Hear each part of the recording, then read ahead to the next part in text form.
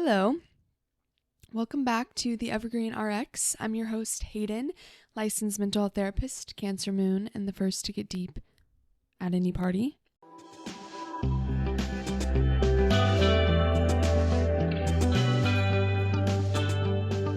And I don't know why I'm shaking. I don't actually think I'm physically shaking, but internally something in me is shaking. I don't know why. I don't know if it's I'm hungry, but I don't really feel hungry or what. But I'm shaking like a leaf. So that's interesting. Hopefully we're all good there, but thought I'd let you guys know. And I don't think it'll impede my ability to answer this question successfully. But if it does, I promise, then I owe you one. I owe you a rain check on my full cognitive ability being online to answer these questions. But, I thought today I would select a question that had to do with friendships because I haven't talked about friendships explicitly in a little while. And I feel like that's one of the heart and soul topics of this podcast. I think we're all out there being like, wait, hold on. What the fuck is going on? How do I make friends? How do I let go of friendships? What about friendship breakups? What about communication problems? What about jealousy? How about figuring out who I like and who I get along with? The difference between childhood friendships and friendships that you make as an adult. Just navigating relationships in general. I mean, relationships as an umbrella is the biggest topic ever probably. But I think at our heart, a lot of us that gravitate towards the Evergreen RX and just to, I think, this kind of consuming this type of media in general, we got a lot of friendship questions and maybe things that we've bumped into or struggle with.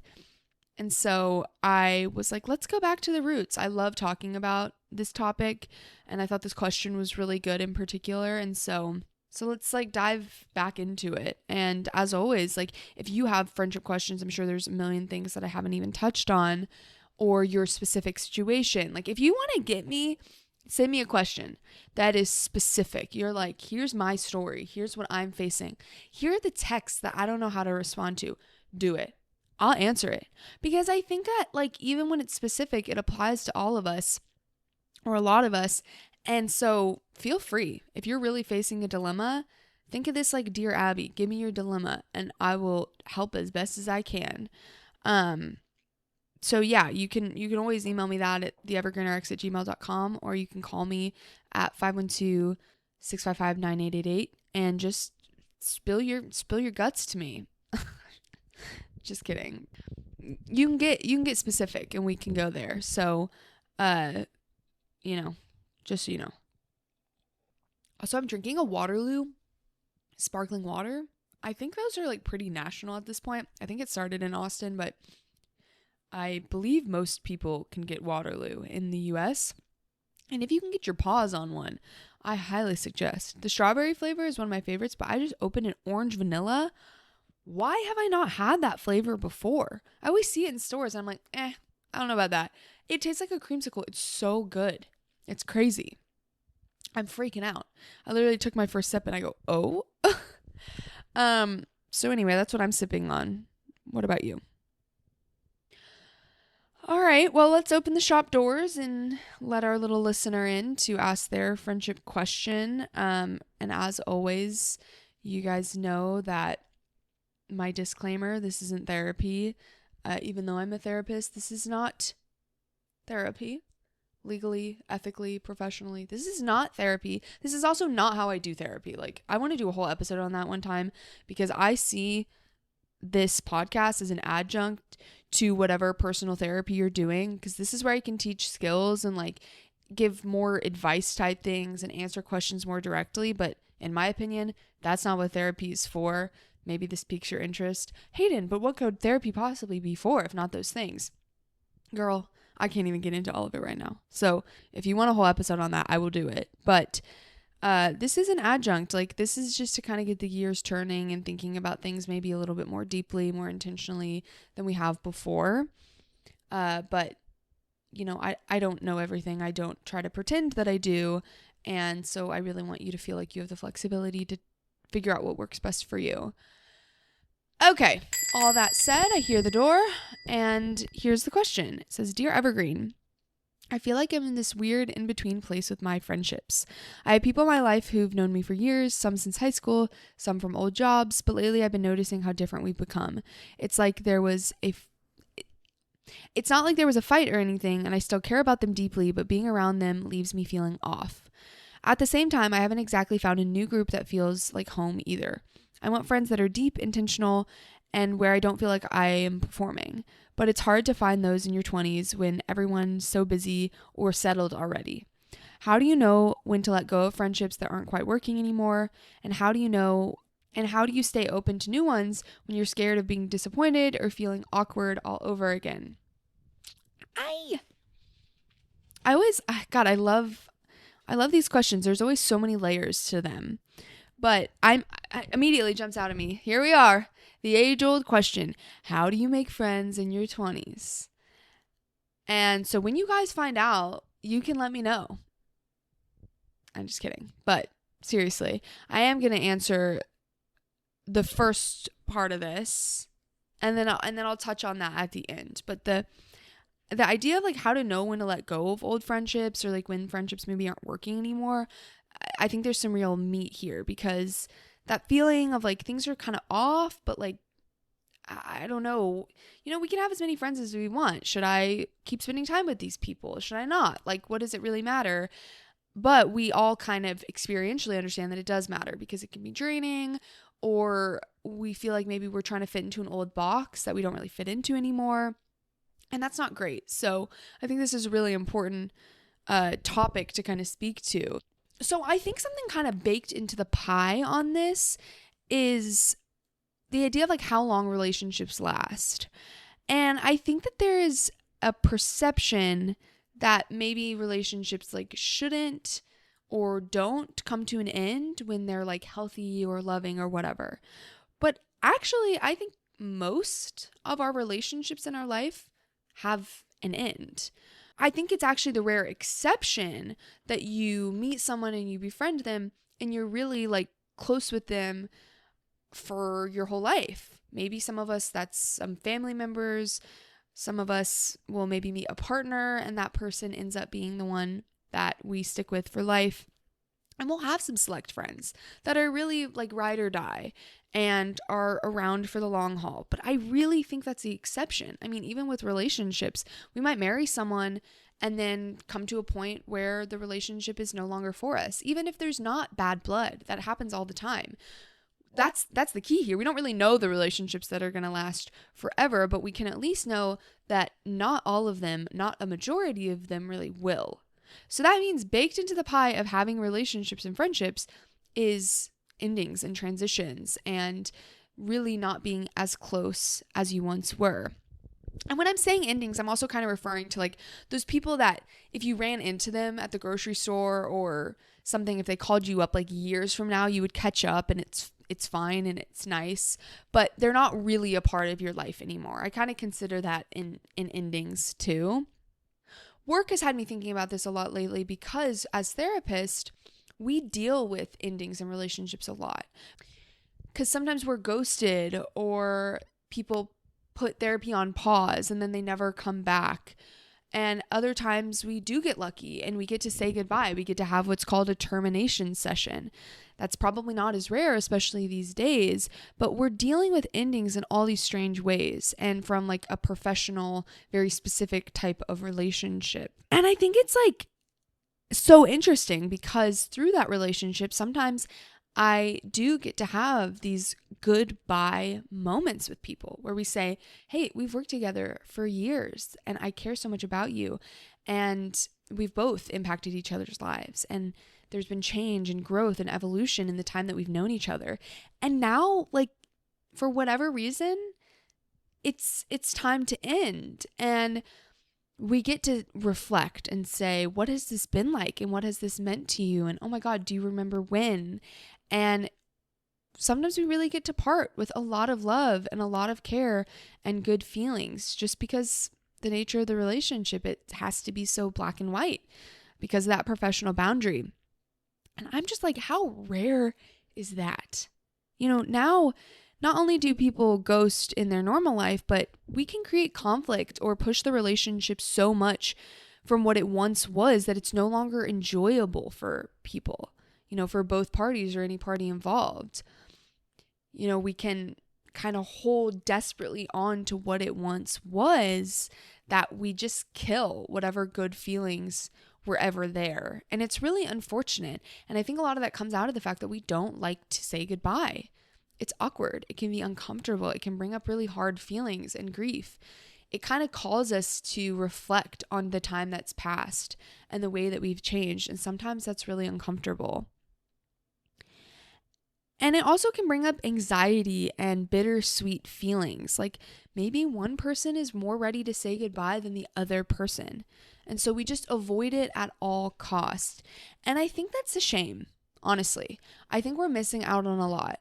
And, if you've been listening for a long time, you probably aren't so surprised that I'm taking this question this way, maybe taking it to a deeper level than you'd expect, or talking about the concept of saying goodbye.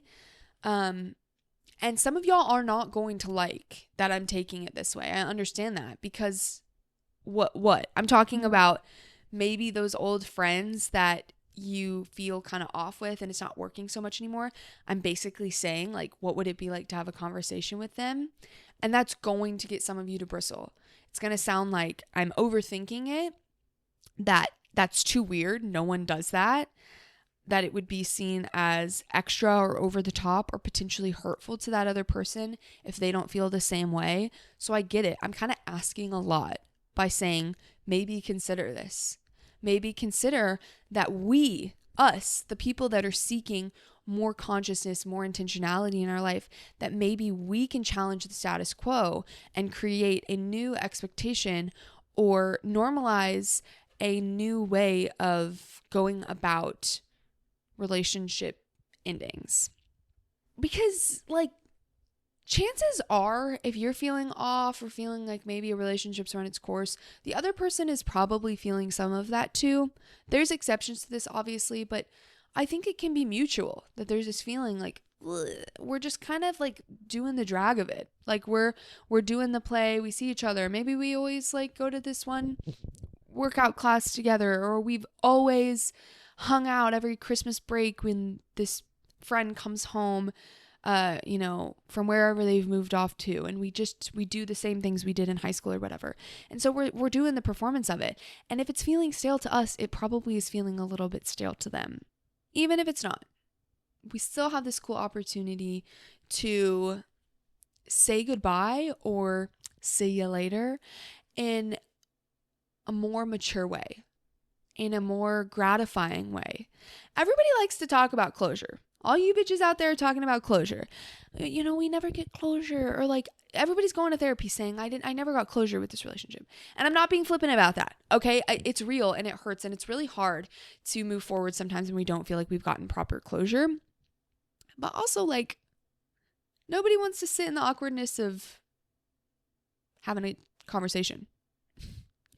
Nobody really wants to be in the mess of closure, of saying goodbye. So why are we surprised that we all avoid it? And sometimes we're on the kind of receiving end. And then sometimes we're on the other side and we're like, why didn't they say anything? Or I would have loved an opportunity to talk about this. And so, if you're going with me at this point, if you're like, okay, I get it. I think that this is valuable, or maybe I've been even feeling the drive to kind of level up the way that I engage in my relationships and really see them as this mutual thing and this agreement we've made with someone for a period of time, and maybe having more of a way to honor when it's time to transition out of them. If you're with me on it, imagine how wonderful some of these conversations can be. And I feel the necessity to put a caveat, okay, sometimes when there's a lot of harm, when there's pain, maybe when a conversation has been attempted and hasn't been received, or there's a lot of defensiveness or aggression, it's not always the most appropriate. It's not always the safest to have these conversations. But barring that and really focusing on this person's question, who's just kind of there's not been a fight. It's just feeling like we've run the course. Then imagining how awesome it can be to reflect on what the relationship was, what the friendship was with the other person that was there for it too. To get to sit together and say, oh my gosh, remember when? Oh, that was so nice. Or say, through knowing you, I have been changed for good. Wicked. And to just get to spend some time in that sweet, reflective space with the person who has the same memories that you do.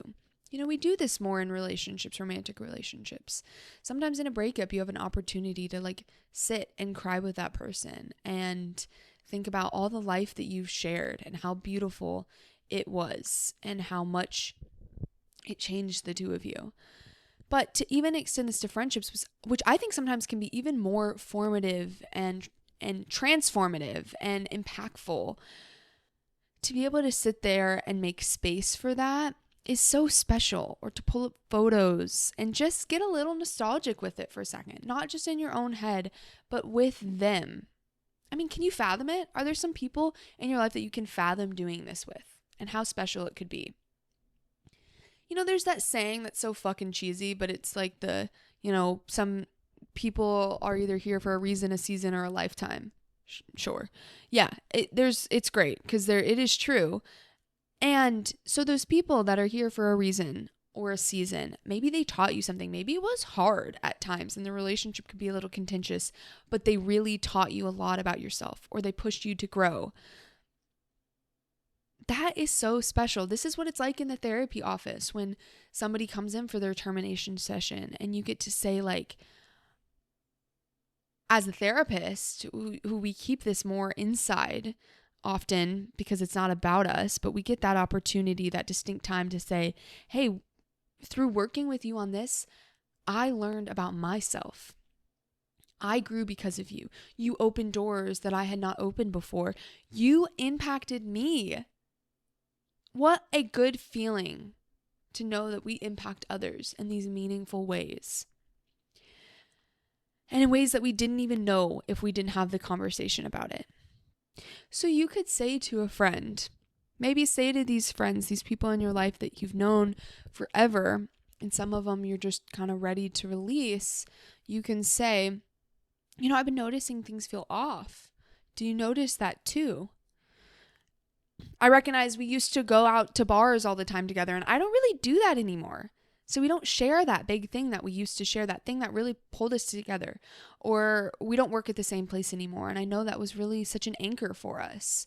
Or I'm in this new all-consuming phase of my life, and I know I just don't have as much time for this friendship as I used to. And I wanted us to give us an opportunity to talk about it. You know, I'm shifting in all these ways, and it feels like it's pulling me in a different direction than you. Feels like maybe we're moving in different directions than each other.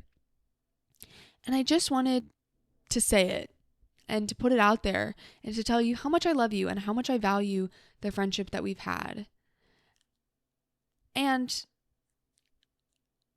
I don't know if I can carry it as much into this next phase. I don't know if I'm in that place anymore, but that doesn't mean I didn't completely appreciate you and value all the time that we have gotten to share. Again, some of you guys listening are going to be like, girl, you're dreaming. This is crazy. I would never do this. Never. But like, even just let yourself imagine doing it, okay? Even if you don't do it and you're just like, I'm just going to kind of slip away and ghost and not respond as much. That's fine. That's your prerogative. But just picture it. And even if this is just an exercise for yourself, I think it can be positive. You can journal about these things and reflect on what the relationship meant to you so that you can release it with better energy. You know, we can let things go with a more complete energy. And that does bring me back to the second part of the question, which is how do I stay open when I'm scared, you know, that I'm just going to be disappointed, or a relationship isn't going to last as long as I wanted, or it's awkward to get to know new people again and kind of start from scratch. What I really believe is that when you get to spend time in the love and the gratitude for the people that have been in your life, and for the role that they played in pivotal moments, then you can release the energy. You know, my mom has a metaphor that she likes to use for kind of like for this topic, basically, which is that you can only carry so many grocery bags in your arms, and you have to put one down to pick another one up. So I see that as like you're releasing this energy. You're saying goodbye to the things that are no longer serving you, and now you have space to pick something new up. You're bringing a new energy out into the world. You're saying, hello, I'm ready for something new. I'm ready for a new friendship to form in this season and phase of my life. And I can't wait to be influenced and shaped and molded and changed by it. And we can really say that with our whole chest when we have a gratitude for the friendships that we've outgrown. So that's my esoteric answer to the question on how to make friends in your 20s. But I think this is a big piece of it.